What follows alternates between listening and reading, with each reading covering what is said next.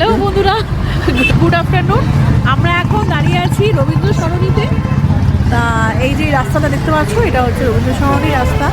তা আমরা যাবো যেখানে, সেটা হচ্ছে ভূতনাথ মন্দির। এই দেখো, সোজা এই রাস্তাটা দিয়ে যাচ্ছি, এই রাস্তাটা দিয়ে যাচ্ছি, আমরা যাচ্ছি ভূতনাথ মন্দিরে। তা পাশেই নিমতলা শশা, হচ্ছে নিমতলা ঘাট স্ট্রিটের রাস্তা দিয়ে আমরা যাচ্ছি। এই দেখো,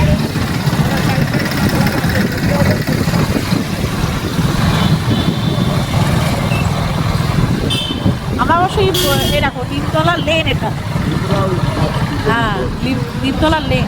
আমরা প্রথম যাচ্ছি। কালকে আগের ব্লগে যে তোমরা দেখলে না, যে আমরা ওই বাবুঘাট থেকে ক্রুজে করে আমরা গঙ্গা ভ্রমণ করলাম, সেইখানেই ওই যে গাইড ছিলেন সেই ভদ্রমহিলা বললেন যে এই নিমতলা ভূতনাথ মন্দির আর পাশে নিমতলা শ্মশান।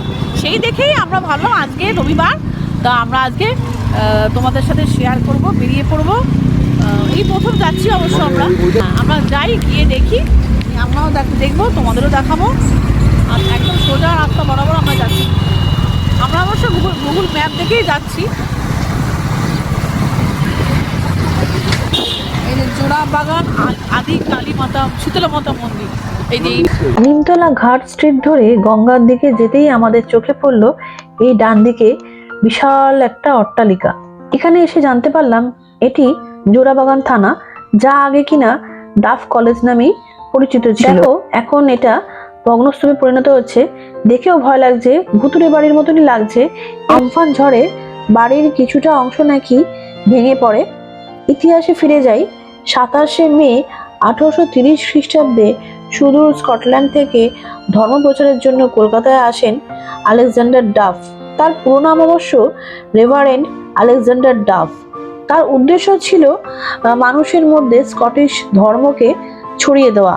1830 খ্রিস্টাব্দে জোড়াসাঁকো অঞ্চলে ফিরিঙ্গি কমল বসুর বাড়িতে দুটি ঘর ভাড়া নিয়ে শিক্ষা প্রতিষ্ঠান শুরু করেন।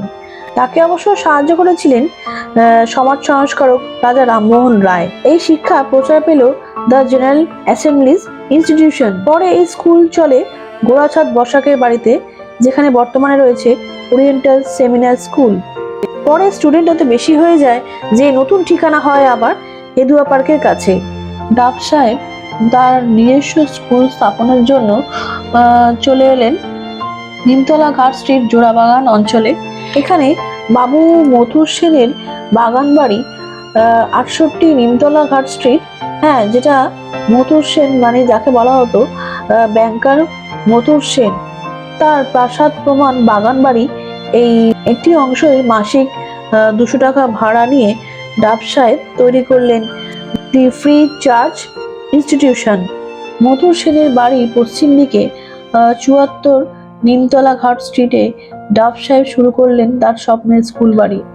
বছরের পর বছর তার অনুদান মাধ্যম সংগ্রহ করে 18,000 টাকায় কিনে ফেললেন একটা নতুন জমি।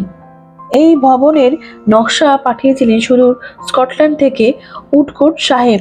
দীর্ঘ 13 বছর মথুর সেনের বাড়ি থেকেই পরিচালনায় 1857 খ্রিস্টাব্দে ডাফ কলেজের এই বাড়িটিতে ছিল 28টি ঘর, যেখানে অনায়াসে 1200 শিক্ষার্থী বসতে পারত। আর ছিল 3টি হল ঘর, যার মধ্যে 2টি হলেই ছিল গ্যালারি, যার মধ্যে গ্যালারিতে 400 আর আরেকটি গ্যালারিতে 750 শিক্ষার্থী বসতে পারত। 1857 খ্রিস্টাব্দে কলকাতা বিশ্ববিদ্যালয় প্রতিষ্ঠা হওয়ার পর যখন বিভিন্ন কলেজ বিশ্ববিদ্যালয়ের সঙ্গে যুক্ত হতে শুরু করে, তখন এই ফ্রি চার্চ কলেজ ছিল প্রথম সারির মধ্যে একটা। পরে 1863 খ্রিস্টাব্দে ডাফ সাহেব ভারত ছেড়ে বেরিয়ে পড়েন আফ্রিকা ও সুদূর পশ্চিম দেশগুলির উদ্দেশ্যে। এরপর তিনি আর ভারতে ফিরে আসেননি। 1878 খ্রিস্টাব্দে 12 ফেব্রুয়ারি তিনি তার জন্মভূমিতে স্কটল্যান্ডেই শেষ নিঃশ্বাস ত্যাগ করেন।